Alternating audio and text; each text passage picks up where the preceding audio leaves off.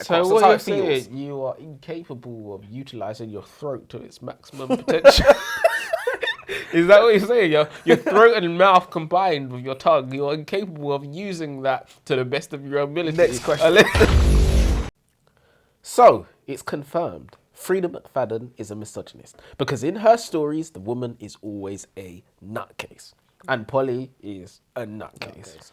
Polly had Tegan, an injured pregnant woman, as a hostage in her basement. One night, Polly was restless in bed thinking, I know Tegan can't really walk. Her ankle's broken, but if she really wanted to, nothing is stopping her walking out of the house when I'm sleeping. There's no lock on the basement door. Polly got up, found her husband's toolbox to get the hammer. At this point, I thought, okay, she's going to put a lock on the door. Yeah, I know, right? She said, let's put a lock on I her was legs. wrong. Listen to Polly. I'm going to have to bash her other knee in. If I smash her kneecap, she definitely will not be able to walk. I'm going to have to. I've got no choice. Crazy, psycho bitch. Yeah, you notice I looked at you when I said bitch. Put her down now, man.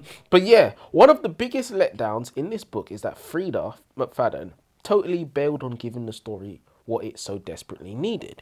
Every hostage tale begs for that moment. Imagine a lone, utterly vulnerable woman, isolated in a basement with no one around for miles, paired with a dominant figure, a strong man easily capable of overpowering her and holding her down. Honestly, it's what had me hooked. It's the reason why I continued to read on. I was practically on the edge of my seat, desperate for it. An emergency surgery, of course. You know, something that forced her hand. That meant that Polly and Hank had to perform a surgery on Tegan. You know, Hank would probably have to hold her down. What did you think I was talking about? And why was you biting your lip? Pause this video right now. Go and read Crash by Freida McFadden. And when you've read it, you can join us for the discussion. Or you can join us anyway, because we're going to tell you all about it. My name's Elijah. And I'm Joseph, and welcome to the Aisha Library. It's interesting you should make that point about her being a misogynist, because not only does she always have the crazy, psycho, bitch, manipulative, toxic women in her story, she also has the dumb women in her stories, like Tegan, for example, who's just dim and unintelligent, in my opinion, in every which way. So it's interesting that she should have that, and it's like... it's a common theme we see across this kind of genre, this kind of romance-y genre, let's call it. I wouldn't really call this a romance book in any way, shape, or form. But across this kind of genre, which is about people, you know... the category is mystery and thriller. Is it? Okay. Yeah. That's what she normally does. I mean, even her other books, they're not romance. They have romance elements. They have romance elements, but they're not really romance books whatsoever. So, what do you think of the book? Mid. I would not give even it, mid. I would give it a 6 out of 10,000. Honestly, nice. It wasn't. Listen, Freida wasn't your best work. I don't know why she did. I don't know why she bothered. I don't know why she bothered. I don't know why you bothered either. And I'm never gonna get bored of making this analogy to Transformers. Yeah, it's a Transformers movie. It's Transformers. Past Transformers 4, you're like, wow. Like, it's the same thing. Anyone still watching these? Yeah. Do you know what I mean? But anyone still watching Optimus do them speeches? Any more books I'm going to read. I'm just invested now. We read this one, didn't we? You know? What is this one? 5, 4? What did I think of the book? I hear you ask. In this book, every single male character was either a criminal, a rapist, a scary man. For some reason, they all seem to not be people not to be trusted. Or at the very least...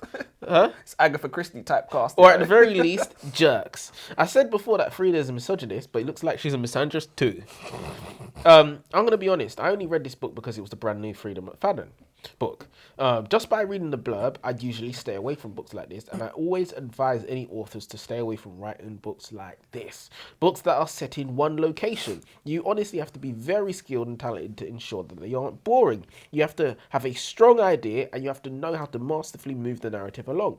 And let's just say, this book, I wouldn't recommend. Yeah, definitely it's a waste of time, waste of money. Definitely I wouldn't. Definitely not. And then, the way it could have been something special. There was a moment that I got to in a book where I was like, oh, this is a waste of time, isn't it? Where it was it's right near the end. It transformed. Oh, no, the ending was, earlier. I think the ending was disgraceful. The ending was disgraceful. But it was much earlier where I was like, this is a waste of time. Because, and I'll get into why I thought it was a waste of time. Well, I knew it was a waste of time from the beginning. From when I knew it was a set in one location. It's either does she escape or doesn't she escape. It's a two-dimensional story. So I already prepared myself for a waste of time. 100%. And it's not going to be she don't escape. It's gonna be she does. Yeah, of course. Yeah, no, the ending was more, incredibly so disgraceful. Do you wanna go first? Yeah, I've got 7. Let me go first. Yeah, I've got 5. This author has one trick, and we've seen it already. Our prologue opens in typical Freida McFadden fashion, a cold opening to a murder with the names and circumstances deliberately, infuriatingly redacted. Freida will then proceed to ruthlessly edge us for the next 9 hours, leading us this way and that way, through unexpected twist upon unexpected twist, before finally giving our blue balls their hard-earned relief with the final reveal. Am I mad that she's getting away with it again? Yes. Would I miss it for the world? Not in your fucking life. It's not. I wanted to say, you see the book started with the murder or whatever. Yeah. What happened to that? Thank you. Well, I know what happened, but it was like it's not what happened. Do you know what I mean? It's nothing. Anything. Yeah. I don't care. Yeah. If that was just not in the story, it would have been the same story. Yeah. If like we never found out what that was. But that was to hook us in, to make us think what was going on. Exactly. Sort of but that was cheap and nasty. It was cheap and nasty and horrible. It's not really a criticism that all of her books follow the same formula because, like I always say, there's nothing new under the sun. You know, you take Harry Potter and Luke Skywalker, two of the most famous characters of the last few decades. Both of them feature an orphan chosen one who lives in hiding with his aunt and uncle. A wise old man with a beard teaches him the way of magic, and then he embarks on a quest to defeat evil with a male best friend and a female best friend. Yeah. There is at least 30 years separating those two stories, and they follow the exact same template, you know? So there really is nothing new under the sun. There's been times where I've wrote stuff and then watched TV and it's been in there. And I'm like, how did you know? How did you know? You stole it. Did I steal it? There's nothing really new under the sun. So I kind of... And Freida reminds us of this. She reminds us of this at every possible opportunity. So I kind of try and let her off a little bit because... No, but you can... She can try and be... She could have tried to be original. She could try. When I tell you, when we get down to my notes, I'm going to basically tell you the way this story should have gone. Okay. And then you tell me if it's either a stupid idea or a bad boy idea. I think what's interesting is that there's a difference between successful writers and great writers. So I saw this thread on Reddit the other day where it was suggested that J.K. Rowling, who has sold so many books, she's on like Bible level of success, is not a great writer because she only has Harry Potter. Whereas someone like Stephen King, for example, who has a plethora of great works, is considered a great writer. It's kind of like what we kind of had the discussion this morning. Yeah. You have to figure out what the definition of great is, and then you go from there. Because you know, 100%. I could get behind the idea of J.K. Rowling not being a great. 100%. I could get behind that. He's a great artist because he made Gangnam Style. Yeah. Do you know what I mean? Like, I mean, there is greatness in the work, but I don't know. I mean, it's because it's become what it's become. But I mean, if it's because of a lot of luck, you know, can you say she was great, or did she begin writing at the right time? But you know, it is what it is, isn't it? I don't know. Okay, I kind of like the premise of the book, I guess. A woman falls pregnant from a man's extramarital affair, and now he wants to pay her some juicy hush money for her silence. Interesting. The only problem is, surely a man that has enough money to pay off a woman for the next 18 years, a man with that much money could probably just say to his wife at home, oopsie, I fucked up. Let me make it up to you with a bust down holiday. In my opinion, there needs to be a much more compelling reason for why he wants to pay her off. Of course, this was before I was made aware of the fact that Simon had spiked her drink and raped her. Of course. What the hell is wrong with these rich guys? But it's a great and current topic for Freida McFadden to touch on, drink spiking. You know, it's current. And I guess that's a good enough reason for Simon the Rapist to desperately want to pay for Tegan's silence. Bear in mind, Tegan doesn't actually know that she was drugged and raped. She can't really remember the details of the night in question, but her memories all come flooding back once she gets a whiff of his expensive aftershave. And I mean, that plot idea is dubious at best, because when you're drugged or blackout drunk, your hypothalamus actually switches off, which is the short-term memory part of your brain. So no, that's lights out. There are no memories to record to miraculously come back to. But skipping over that, the cheek of Tegan to all of a sudden become this moral agent.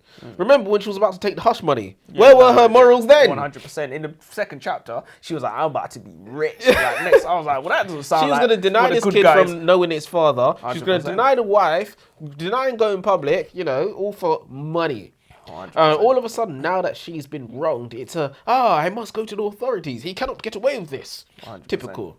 But let me leave you with this question. Upon the confirmation that she had been raped, was it the right decision for her to walk away from the non-disclosure agreement? No, that was the wrong decision. It's definitely not what I would have done If you had been raped. if I'd been raped. So she that was the wrong choice. Yeah, in my opinion, that's the wrong choice. Why? Take the money. What the hell? So you don't think the authorities should be made aware of the fact that there's a powerful, rich and powerful man going out, spiking women and creating babies, raping and pillaging? We're talking over a course of like 8 months ago. 8 months ago, this guy allegedly spiked her, allegedly, raped her. It's like, she just remembered this. Do you know what I mean? Are you just randomly We're not supposed to this now? disbelieve women. Don't answer that, because I know what you're gonna say. You already know what I'm gonna say. We should believe any of what I actually what I expected was for her to hop on the phone and ask her brother. I thought she should have consulted her brother. And also, I wanted to point out some indoctrination in this book. What is this thing that people say is, I can't discuss this with you over the phone. We have to talk in person. What the fuck does that even mean? People do that because they don't feel comfortable talking over the phone. That's what it is. That's the whole story. That's what does that even mean? It's because it's how impersonal a phone conversation is. But that's the whole story. But what does that mean? It's impersonal. I need to see I need to look into your eyes. I need to see you. Why? Why? It's just how some people are. But this is indoctrination that's been it's indoctrination. People say this thing because they've heard it. Other people say it. I could have a interesting, fascinating. I mean, we see it now more than ever on Zoom calls. We have world leaders talking to each other over the airwaves. I mean, there's no conversation. I'm not a big fan of being on a phone call. I'm not a big fan of talking to you face to face.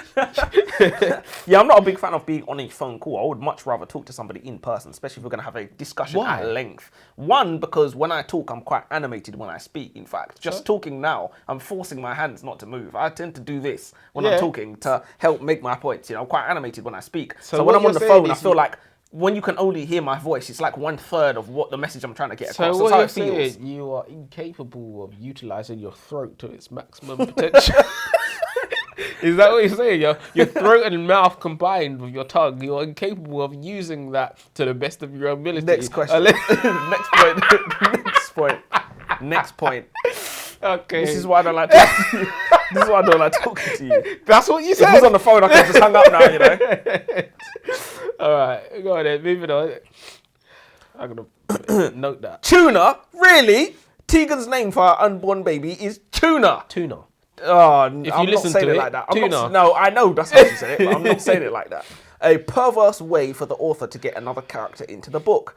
Tuna has cute monologues during chapters, and by that I mean imaginary speeches. Yeah. Imaginary speeches that Tegan is monologuing to herself internally. So there was two crazy bitches in this story. Do you understand what I'm saying? I'm gonna make a prediction now. Tegan is going to commit the murder, and Jackson will be the victim. They do say that talking to oneself is the first sign of insanity, and while I'm sure everybody talks to themselves, I've never heard of an expecting mother naming her baby after a fish and having conversations with said fish baby before. So I just want to point something out. Does it not make more sense to say tuna though? Why? Oh, what? Because of how it's spelled? Yeah. I mean, suppose, but now you're expecting English to make sense now, which is it's a fool's errand. It's not English, it's American. But yeah. Americanish. No. It's a fool's errand. I think I liked it. Well, you liked it? Yeah, I think given what she had, I think she had to do that. Because who else was Tegan gonna monologue to? Wow, that's just poor writing, isn't it? Poor story. Yeah, it's a poor story with poor characters. I didn't like it, but I thought it was real. It felt real. And I wouldn't knock her down for that. Yeah, I've knocked her down for it. Yeah. I do get where you're coming from, though. So anyway, as we know, she refuses the NDA, the non-disclosure agreement, and decides to make the perilous 6-hour drive to meet with her brother, where she ends up crashing her car and badly injuring herself. Her car's wrapped around a tree, no help is coming, and she's literally sitting there waiting to freeze to death. So anyway, in a miraculous turn of events, she's rescued. Surprising, right? Yeah. So she's rescued by this dangerous psychopathic-looking man, and instead of asking him to call the emergency services, she allows him to carry her to his car. The book highlights how much control we have of our own destiny. Tegan decided to talk to and flirt with some strange man in a bar. Tegan allowed her drink to be spiked. She wasn't paying attention to her own safety. Tegan then allowed herself to get pregnant by her own inaction. She wasn't on contraception. Tegan decided to keep the baby, and then Tegan decided not to sign the NDA. She then decided to take a long drive across the states in a blizzard instead of waiting till the next day. Tegan has landed herself in this position. Tegan has landed herself in this position because of her consistent terrible making skills. My question to you, Joseph, is: do you think it was the author's intentions to highlight the fact that we should all take accountability for our own actions? Or was Tegan meant to be a victim? The damsel in distress? No. The helpless pregnant character was supposed to feel sorry for? No. So that wasn't Freida McFadden's point? No. She's just right. She just wrote a dumb bitch. That's it. Like I said, Tegan was just dim. Oh, so you don't think she was meant to be a damsel in distress? I mean, look, she clearly was. You know, she crashed a car and a man carried her out of a car. You couldn't get a clear... How much clearer can you be? This is a and then she was taken care of for the next. Do you understand what I'm saying? And then imprisoned in a tower. Like, this is literally a Cinderella story or whatever. Who was imprisoned in a tower? I don't know. Rapunzel. Good save, innit? Was it Fiona? Shrek. Yeah, I think it was Rapunzel. Yeah. But yeah, listen, good save, innit? I don't know which one. But you couldn't get much clearer that it's a damsel in distress story. But I don't think there's any underlying, like, Frieda's not that kind of author, in my opinion. You know, unless she was double bluffing us. Unless she could have been quadruple bluffing. I'm still giving this a 6 out of 8 million. But why didn't Tegan take the bloody money? The damage that female authors have done to feminism and the perception of women overall cannot be overstated. It's almost as if every single female main character has more ovaries than brain cells. After a liquor-fueled one-night stand, Tegan found herself 22 and pregnant with no idea of the identity of the father. Good start. Good start to your 20s, isn't it? As it turns out, the father is a wealthy man called Simon. Back in the game, you know, lucky.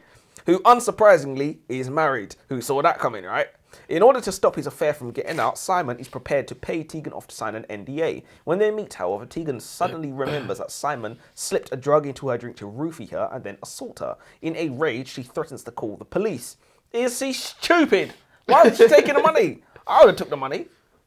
Yeah, no. Why isn't she taking the money? You are broke. You know, you're 8 months pregnant. You do double shifts in a grocery store. You have sciatica. Do you need this money? Do you think, arguably, as a mother, the right decision would be to take the money? Yeah. But as a woman, the right decision is to report him. Well, arguably, I think there's a case that could be made for that. But good mother trumps good woman. You're already a bad woman. You're pregnant at 22. Ship sailed. No, I don't care. Ship sailed. Single.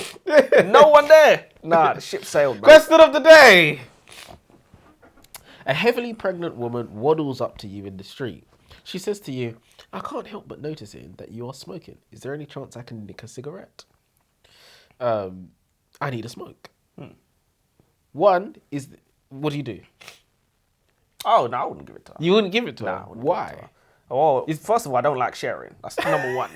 Number 2 is I never give something for nothing. That's number 2. And number 3 is just like, come on, you're like, come on, love. Okay, you know, all right, just do that to her. All right, perfect. That's what I wanted you to say. Oh, good. Is there anything wrong with giving her one?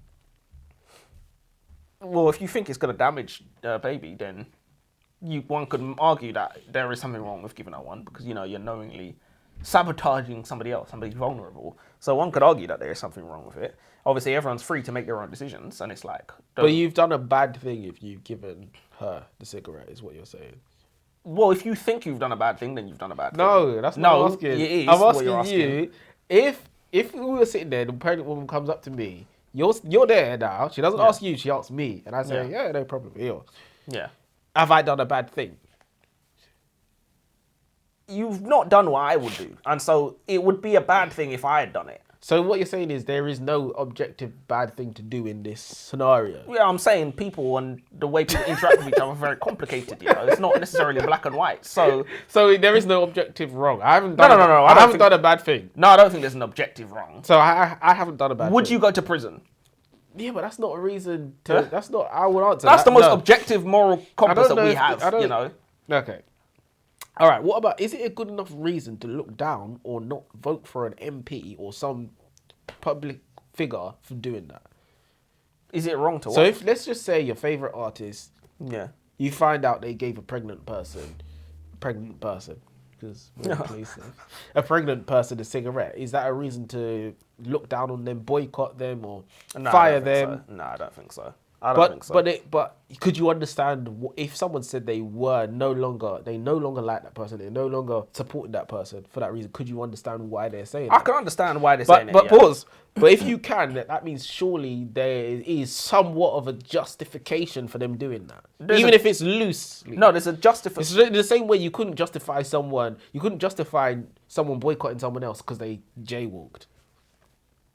I could justify why someone would feel like they'd done something wrong, but I couldn't.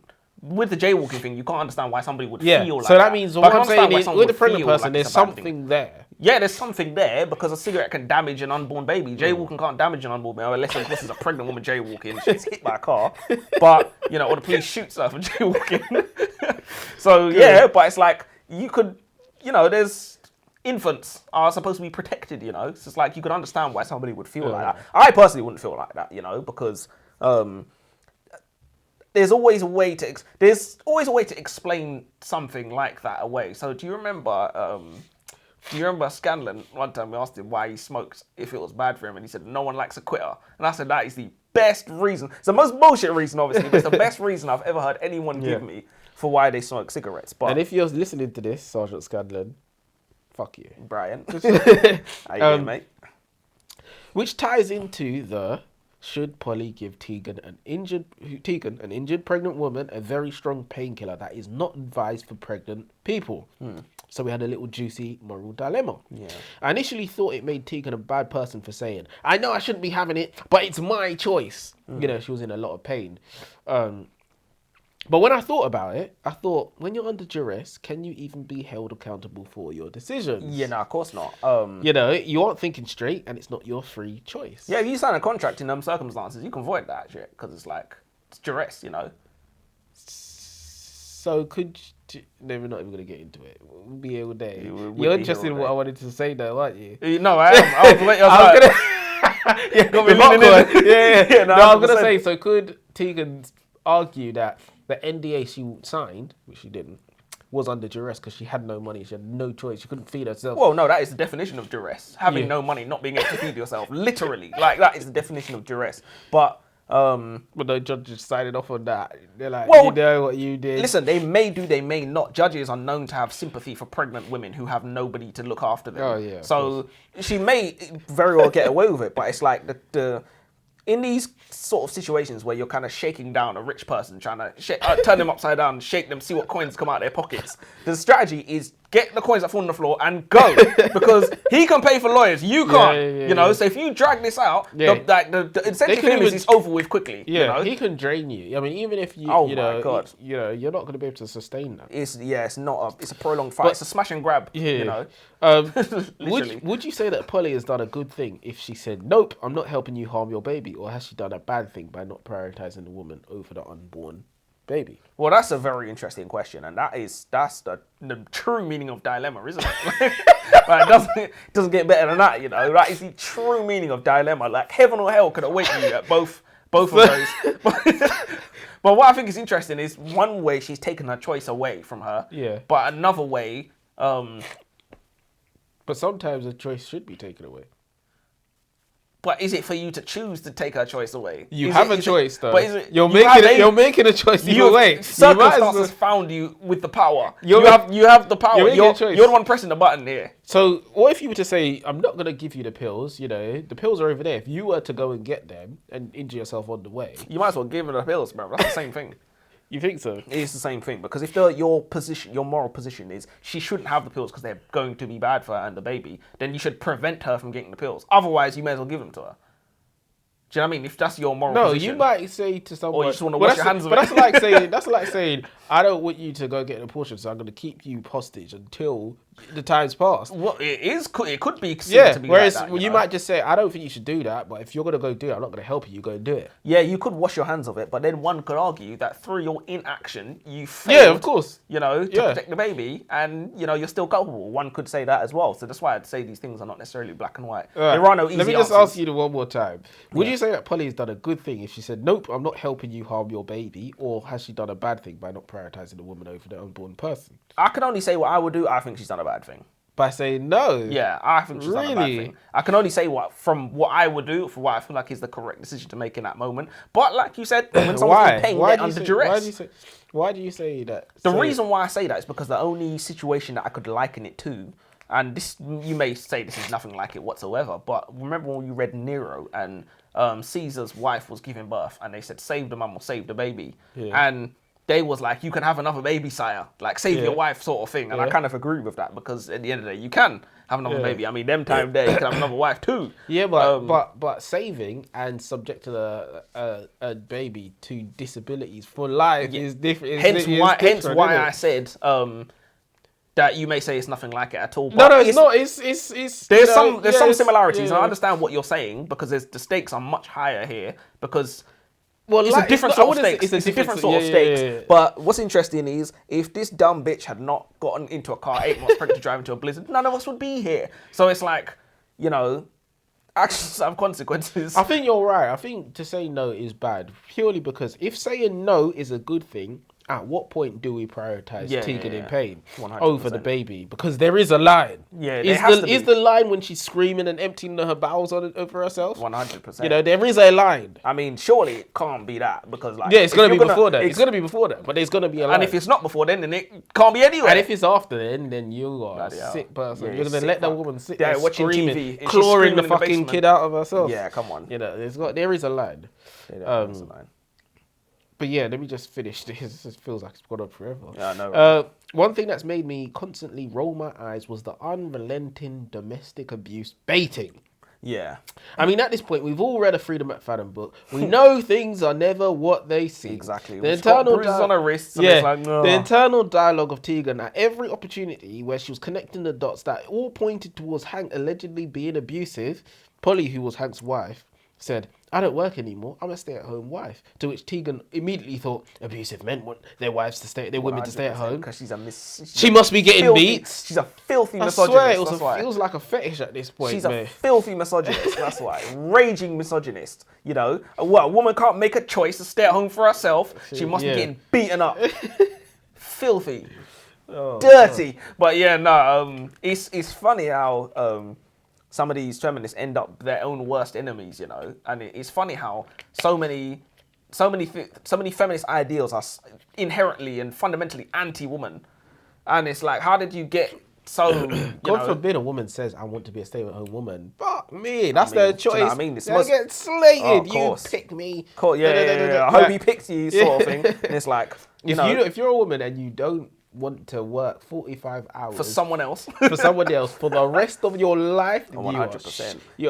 You're I don't know, filthy, dirty. But yeah, they think that's what the men do, and the men are succeeding, sort of thing, and that's what freedom is: working for somebody else for the rest of your life till you retire. Apparently. Which is not freedom. It's not freedom, Men used to do that and think, this is all worth it because my wife is, my hands look like this, so her hands can look like that, sort of thing. Yeah. And it's just weird how we're all looking at what everyone else has got, what the other side has got. We need to press, really do need to press. So, the crash. While driving through a blizzard, Tegan crashes her car into a tree. She is found and rescued by a man named Hank, who takes her back to his house to sleep in his basement. Tegan meets Hank's wife, Polly, who has bruises on her wrist. Immediately, Tegan is suspicious of Hank, which might fool a novice reader. But Freida, I am all too familiar with your game. And this reeks of misdirection to make us distrust Hank, only to reveal Polly as the villain. So that was pretty much what went down. That's pretty much what went down, and we knew it was coming. It was no great... prophecy by me. It's just following patterns. And honestly, the whole book, she didn't trust Hank. The whole book, he didn't do a single thing to her, apart from look scary. Yeah, apart from And those are the type of women type of men that women like. Big, powerful, 6 foot whatever. Yeah, so basically, 100%. Guys that just don't look like you. Quick question, did you know Ambush was up there? I never know he's up there until he'll just randomly jump down in the middle of the we still need to put him on the show one time. Yeah, we'll make it. This book is a bit shit. Not my favourite McFadden novel, but I can't say that I'm surprised that the formula has gotten old. Her writing hasn't evolved, it's just the same amalgamation of characters gossiping and swapping drama over and over again. This one, The Crash, however, is especially disjointed, with the first part of the book about Tegan supposedly becoming rich in her deal with Simon. The book then does a hard U-turn and becomes about Hank and Polly, with Polly being revealed as a manipulative psychopath who is unable to have a child even with IVF, and so is holding Tegan hostage in her basement, intending to steal the baby for herself when Tegan gives birth. Tegan, however, is distrustful and hostile towards Hank, despite him not really doing anything to her. So, you know, the first bit about the book, like we said, it started strongly, you know, we're thinking, oh, it's going to be this whole legal battle between so-and-so, the mum and the dad, and then it just stopped, and then she just went out, crashed a car, the story's here now, you know, and then it didn't sync up to the end, you know, and we was like, what was the first bit about? And then the end was... And then the end was the worst part of the three. It was like the worst of the three parts. Normally, with a Frida, the end is what makes it. You could say, fuck, fair enough. I went through all of that, but... Yeah, the ending was just it was a bloody disgrace. Yeah, no, you can leave. But yeah. Okay, the author, Freida McFadden, is desperate for action. Polly, who is holding Tegan hostage, gets a knock on the door, and it so happens to be Tegan's brother, who's literally conducting a solo manhunt for his sister. Polly decides to invite the brother in. Is Polly just interested in chaos, or was this a cheap tactic by Freida McFadden to create some artificial tension? Polly's read the script. I guess it worked. I was on the edge of my seat. It felt fake, but it sure got the job done. It was like silicone tits or a BBL. We all know it's artificial, but it gets the job done all right. 100%. Also, Sadie, who was the little girl, you know, the daughter of the scary neighbour in the story, she seemed like she was a character that was put in after the editor had a read of the story and said, fuck me, this is boring. But if I was the editor, I would be asking Freida, why didn't Hank double down and just go along with his crazy wife and say, yeah, let's kill her and keep the baby? Would that not have been the plot twist that Freida wants to give us? Yeah, no. Hank and Polly could have attempted to make Tegan think that her baby is dead and she's going to die if they don't perform a C-section right now. They could perform a C-section and attempt to sneak the baby out of the room without Tegan realizing, right? That's crazy level heist. Tegan could ultimately say, you know what, you know what, guys? I know what you're trying to do. I know you want to steal my baby, but I know you guys don't have the guts to kill me. And then you're going to have to get rid of my body. So I have a better idea.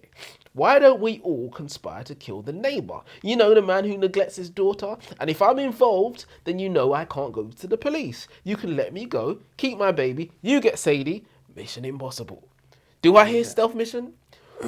I'm not going to say... mission, heist, murder plot, everything. I'm not going to say that's a tapping idea, but surely it wasn't hard to connect those dots. Yeah, it's definitely not a tapping. It's not a tapping. There would have been a lot of work for her to do there, a lot of reworking for her to do there. I mean, but the elements are all there. I'd have preferred to read that, though. You know, I don't know. Maybe it might have been a bit outlandish, but at least it would have been the twist. It would have been the twist that you wanted. You know, you didn't add any characters or anything. I didn't add anything. Do you know what I mean? I just reworked it, and it's much better than the crap we just read. Because that was rubbish. Yeah, no. And then the ending, Joseph. It was rubbish. And then, have you got another point? I've got another point. So the big twist, if you can even call it a big twist. Ever since Tegan found out that somebody tampered with her car's brakes, I've been predicting that Simon was behind it. He's the only one with any bloody motive.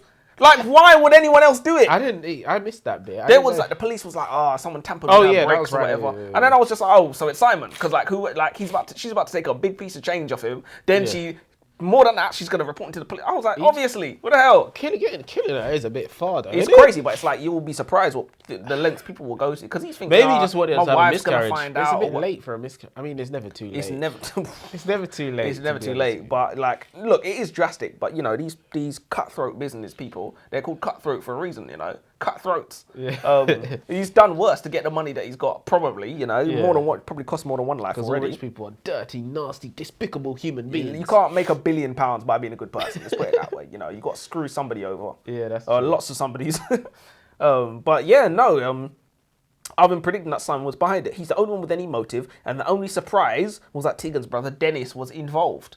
So, Which was stupid. He was trying to inject something into her IV, and then Polly saved Tegan. He tried to kill his own sister. It's insane. Insane. Not it's good so insane unbelievable. As well. Not shocking like, insane, just insane that the author thought to do that. It's just like, Frida's just decided, I need a twist. Shock factor. Just give me any character. Him. Literally, shock factor, yeah. It was just like, what are we reading? I want my money back. Get yourself together, Freida. It was a joke, mate. Legit. I'm glad I stole this book, man. Next time, you come see us, and we will rework your story around and make something half decent. Because the way I had it, it could have been something. Could have been interesting. Look, there was problematic characters, like I said. There was that Jackson guy where I was like, at first I was confused. Why is he around? Why is there always a simpy male best friend character in all of Freida McFadden's books? And it turns out, apparently, I didn't even get this in the book. He apparently was a lawyer. Yeah, apparently he was Simon's lawyer. I didn't get that at all when I was reading the book. I was Yeah. like, why is he bringing her Chinese food? Yeah. He was buttering her up. Oh my God. And the internal dialogue with Tegan, he's a jerk. He's a jerk. Yeah, and then she was like, why did he take my side? I was like, that's his bloody client. Why would he take your side? Yeah. He got you a good deal. You threw it in his face. Nah, see what I'm saying? It is. Listen, Freida, do better. Do better. Or retire. Yeah. Stop milking the cow. You made your money, man. Yeah, exactly. You've actually done well. Write something decent. Well, fuck off. Was that a bit much? Maybe it was a bit much. Shall we end with quote of the day, if you have? Quote of the day. No matter the economy of the jungle, a lion will never eat grass.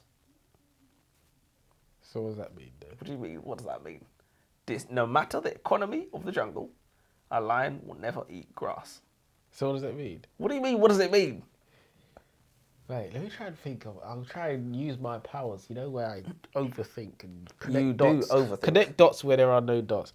No You do matter the overthink. economy, a lion will never eat grass. So it's basically the same thing as a leopard will never change its spots. Well, I was... Because that's the other way you'd work it around. Yeah, probably.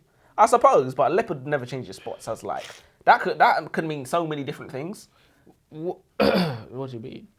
It's normally used to mean bad people can never become good. Yeah, and this is why I've reworked the quote, because the quote didn't really mean that, but you could take that meaning out of that. If a lion will never eat grass, a lion will never eat grass. I mean, things are always going to stay the same. But yeah, I think we will... shit quote. But it's better than no quote. Exactly. You had no quote. I don't know if it's better than no quote. We could don't debate. try We could have an argument over that. No quote. All right, well, till next time, guys. That went on longer than I thought it would. Your bloody question of the day, that's why. I think it's